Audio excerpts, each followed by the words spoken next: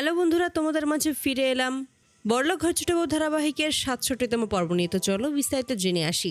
দুর্গাদেবী চলে আসে কলেজে। সেখানে এসেই কলেজের প্রফেসরের সাথে কথা বলা শুরু করে দেয় এবং সে জানিয়ে দেয় যে আসলে এই জিনিসটা আমি কুরিয়ারের মাধ্যমে পাঠাতে চাচ্ছি, কারণ ওর শাশুড়ি খুবই রাগী মানুষ। কোনোভাবে যদি একবার ওনার হাতে এটা পড়ে যায় তাহলে খুব ঝামেলা হয়ে যাবে।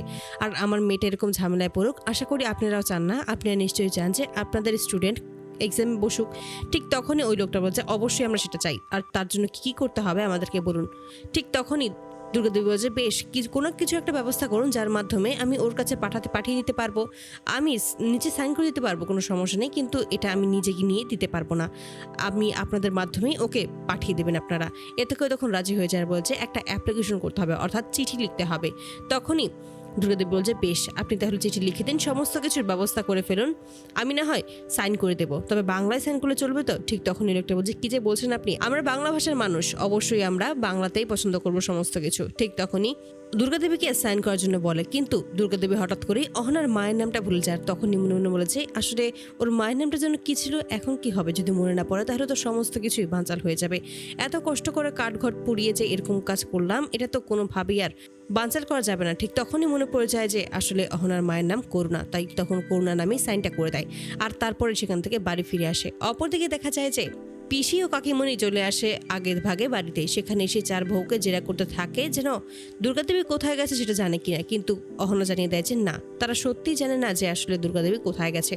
ঠিক তখনই পিসি বলছে আমার কেন যেন মনে হচ্ছে দিদি কোনো না কোনো একটা জায়গায় ঠিক গিয়েছে। যদি কোথাও না যেত তাহলে অবশ্যই আমাদেরকে জানিয়ে যেত, এভাবে না জানিয়ে হুট করে বাড়ি থেকে বেরিয়ে যেত না, আর বাড়িতে মিথ্যা কথাও বলতো না।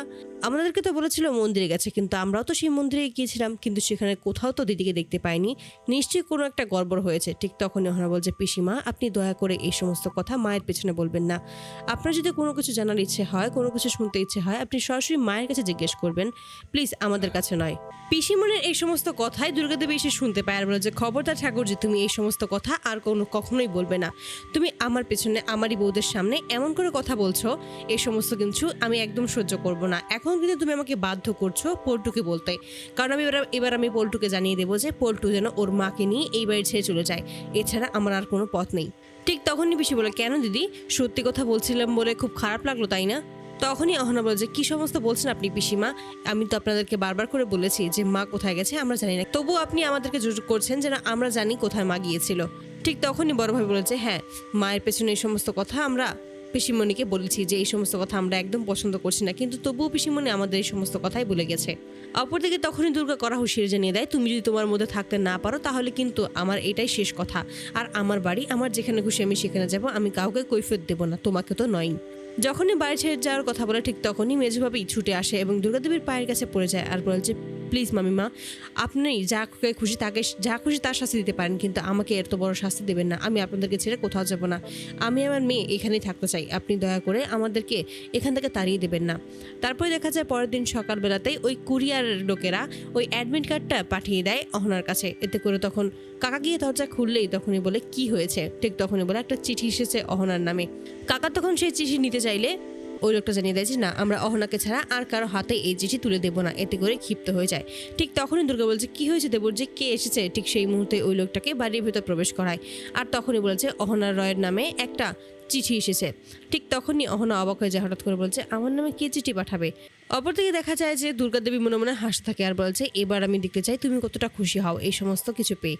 ঠিক তখনই ওই চিঠিটা কে দিয়েছে এটা জিজ্ঞেস করলেই অহনা বলেছে আমি জানি না মা, কে দিয়েছে আর কেই বা পাঠিয়েছে আমি তো আপনার কাছ থেকেই শুনলাম আর কাকার কাছ থেকেই শুনতে পেলাম। ঠিক তখনই বলে আচ্ছা ঠিক আছে, চিঠিটা হাতে নাও এবং দেখো যে কে কি পাঠিয়েছে আমাদেরকে সেটা জানাও। ঠিক তখনই সেই চিঠিটা হাতে নেয় এবং দেখতে পায় যে তার মায়ের নাম সাইন করা। ঠিক তখন বলছে মা কিসের চিঠি পাঠাবে হঠাৎ করে। ঠিক তখনই ওটা খুলে এবং সেখানে খুলে অ্যাডমিট কার্ড দেখে চমকে যায় এবং সাথে খুশিও হয়ে যায়। তিনভাবেই সেটা জানিয়ে দিলে তারা তিনজনও খুবই খুশি হয়। তখনই অহনা বলছে কিন্তু মা যে পাঠিয়েছে আমাকে তো একবারও বললো না, না বলেই এরকম হুট করে পাঠিয়ে দিল, এটা তো কোনোভাবেই মানতে পারছি না। তবে যা হয়েছে ভালোই হয়েছে, এখন দেখা যাক সবটা ম্যানেজ করা যায় কিনা। ঠিক তখনই কাকা বলছে কি হলো, তোমার মা যে চিঠি পাঠিয়েছে সেখানে কি লেখা আছে আমাদেরকেও পড়ে শোনাও, নাকি পড়তে শুনতে সমস্ত কিছু ভুলে গেছো, আর যদি সেটা হয় তাহলে আমাদেরকে দাও আমরা পড়ছি। ঠিক তখনই অহনা বলছে কেন কাকা, আমার চিঠি আমি আপনাদেরকে কেন দেবো, আর আপনার চিঠি হলে কি আমাকে দিতেন পড়ার জন্য, তাহলে আমার চিঠি আপনাকে আমি কেন দেবো, এটা কিন্তু একদম ঠিক না। ঠিক তখনই কাকা দুর্গা দেবীকে বলছে, দেখেছো ভাবি এই মেয়েটা কেমন করে কথা বলছে আমার সাথে। ঠিক তখনই দুর্গা বলছে, এই মেয়ে এরকম করে কেন কথা বলছো, কি আছে জিতে সেটা আমাদেরকে শোনাও। ঠিক তখনই বলছে, হ্যাঁ মা, এখানে আছে আমাদের বাড়িতে একজন ঠাম্মি খুবই অসুস্থ, আর ওনাকে একবার দেখার জন্য মা যেতে বলেছে। আসলে উনি আমাকে খুব ভালোবাসতো, তো তার জন্যই আমাকে একটু দেখতে চেয়েছে। এতে করে তখন অবাক হয়েছে দুর্গাদেবী, মনে মনে বলেছে, তাই নাকি, এই মেয়ে তো ভালোই মিথ্যে কথা সাজাতে পারে। অপরদিকে এই সমস্ত কথা শুনে তিন ভাবি হাসতে থাকে। এবার যেভাবেই হোক এখান থেকে এদেরকে বাঁচাতেই হবে। তখনই দুর্গাদেবী বলেছে, হয়েছে, অনেক হয়েছে, আর তোমাকে কিছুই বলতে হবে না। এই সমস্ত কথা শুনে আর ভালো লাগছে না, যাও তুমি এখান থেকে চলে যাও। তারপরে যখন দুর্গাদেবী চলে যেতে থাকে, ঠিক তখনই কাকা ডেকে বলে যে, তুমি ওকে এত সহজে সমস্ত কিছুতে যেতে রাজি হয়ে গেলে, তুমি ওকে সত্যি ওর বাবার বাড়িতে পাঠিয়ে দেবে। ঠিক তখনই বলছে, আরে দেবশ্রী, ও যদি চলে যেতে চায় তাহলে যাক না, কিছুদিন আমাদের ঘরটারও শান্তিতে থাকতে পারবে। তুমি এটা কেন বুঝতে পারছো না। ঠিক তখনই কাকা বলছে, ঠিক আছে, তুমি যা বলছো সেটাই তাহলে হবে। অপরদিকে এই সমস্ত কথা শুনে খুবই খুশি হয়ে যায় তারা তিনজন। অহনাকে বলে যে, খুব ভালো তো, তাহলে তুমি এবার গিয়ে সত্যি পরীক্ষা দিতে পারছো। তখনই অহনা বলছে, কিন্তু পরীক্ষা তো কিছুদিনের জন্য হবে, সেই কিছুদিন কীভাবে ম্যানেজ করবো, কীভাবে, কিছুই তো বুঝতে পারছি না। ঠিক তখনই বড় ভাই বলছে, আর তুমি চিন্তা করো না, আমরা এই দিকটা সবটা ম্যানেজ করে নিতে পারবো। কিছু না কিছু বলে কোনো বাহানা দিয়ে ঠিক সমস্ত কিছু হ্যান্ডেল করতে পারবো, তুমি শুধু তোমার পরীক্ষার মধ্যে মন দাও। এতে করে খুশি হয়ে যায় অহনা। তারপরে ছুটে যায় অর্জুনের কাছে এসে বলেছে, কালকে আমার এক্সাম। ঠিক তখনই অর্জুন বলেছে, তাতে আমি কি করবো অহনা, আমি তো তোমাকে বলেছি যে এখানে আমার কিছু করার নেই, তাই এক কথা বারবার বলে কোনো লাভ হবে না। ঠিক তখনই অহনা বলছে, কিন্তু আপনি তো প্রতিজ্ঞা করেছিলেন, আমাকে প্রমিস করেছিলেন যে আপনি আমাকে পরীক্ষায় বসে দেবেন। ঠিক তখনই অর্জুন বলেছে, আমি সেটা বলেছিলাম ঠিক আছে, কিন্তু তুমি তো জানোই যে এই বাড়িতে মা যা বলে তাই হবে, আর মায়ের ওপর থেকে আমি একটা কথা বলতে পারবো না। তাই তুমি যদি মাকে রাজি করতে পারো, মা যদি অনুমতি দিয়ে দেয় পরীক্ষা দিতে, তাহলে আমার কোনো সমস্যা নেই, কিন্তু মায়ের বিরুদ্ধে আমি কোনোভাবেই যেতে পারবো না। ঠিক তখনই অহনা বলছে, তাহলে মিথ্যে কথা আমাকে কেন বলেছিলেন, কেন যে কথা রাখতে পারবেন না সেই কথা দিয়েছিলেন। ঠিক তখনই অর্জুন চুপ হয়ে যায়, আর কোনো কিছুই বলতে পারে না। তখনই অহনা মনে মনে ভাবে যে মা আসলে একটা ঠিক কাজই করেছে, কিন্তু এভাবে হঠাৎ করে মা কাউকে না জানিয়ে, আমাকে বিশেষ করে না জানিয়ে আমাকে অ্যাডমিট কার্ড পাঠিয়ে দিল, যদি এটা কোনোভাবেই বাড়ির অন্য কারো হাতে পড়তো তখন কি হতো, মাকে একবার ওটা বুঝতে পারেনি। তবে যাই হোক, মা যেহেতু পাঠিয়েছে নিশ্চয়ই কোনো কিছু ভালো বুঝেই পাঠিয়েছে, তাহলে এবার সত্যি আমাকে এক্সাম দিতে থেকে কেউ আটকাতে পারবে না। আমার বাবার স্বপ্ন অবশেষে পূরণ হতে চলেছে, আমারও স্বপ্ন পূরণ হবে, কিন্তু চাকরি কি আদৌ করতে পারবো। তবে যাই হোক, সেটা নিয়ে পরে ভাবা যাবে, কিন্তু আগে তো এক্সামটা দিতে হবে, তাই আমাকে পুরো তৈরি থাকতে হবে সমস্ত কিছুর জন্য। তারপরে দেখা যায় দুর্গাদেবীর কাছে আসে এবং দুর্গাদেবীর কাছ থেকে অনুমতি নিয়ে নেয় যে সে সত্যিই বাড়িতে যাবে কিনা। ঠিক তখনই দুর্গাদেবী অনুমতি দিয়ে দেয় আর বলছে, বেশ, তাহলে তুমি বাড়িতে যাও, দুদিনের জন্য গিয়ে থেকে আসো।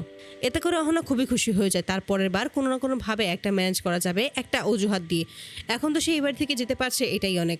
অপরদিকে দুর্গাদেবী মনে মনে বলে থাকে যে, আমি শুধু এটাই চাই যে তুমি অনেক বড় হও, তুমি সবসময় আমার সংসারটাকে আগলে রাখবে, আমার মুখও সবসময় হাসি ফুটিয়ে রাখবে, আমি তোমার জন্য যেন সবাইকে গর্ব করে বলতে পারি, এটা আমার ছোট বউ, এটা আমার বাড়ির ছোট বউ, এ আমার পছন্দের বউ, এ আমার বাড়িটা নিশ্চয়ই আগলে রাখবে, সবাইকে এক করে রাখবে।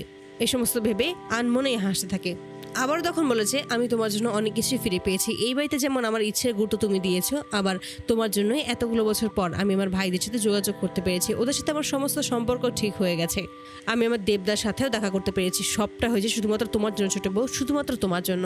আর তোমার জন্য আমি এতটুকু করবো না, এতটুকু অকৃতজ্ঞ আমি নই। অপরদিকে দেখা যায় যে লাগেজ নিয়ে তখন অহনা বেরিয়ে পড়ে তার বাবার বাড়িতে যাওয়ার উদ্দেশ্যে। ঠিক তখনই পিছিয়ে এসে আটকে দাঁড়ায় আর বলছে, তুমি তো যাচ্ছ মাত্র 2 দিনের জন্য, আর এত লাগেজ ভর্তি কাপড় চাপড় নিয়ে কোথায় বা যাচ্ছ সেটাই তো বুঝতে পারছি না, কতদিন থাকবে তুমি সেখানে, নাকি আমাদের বাড়ি থেকে কোনো কিছু চুরি করে আবার নিয়ে পালাচ্ছ। ঠিক তখনই অহনা ক্ষিপ্ত হয়ে যায় আর বলছে, কি সমস্ত বলছেন আপনি পিসিমা, আপনাদের এই বাড়ি থেকে আমি কি নিয়ে যাবো, আমি শুধুমাত্র আমার কাপড়ই নিয়েছি, আর কোনো কিছু নিইনি।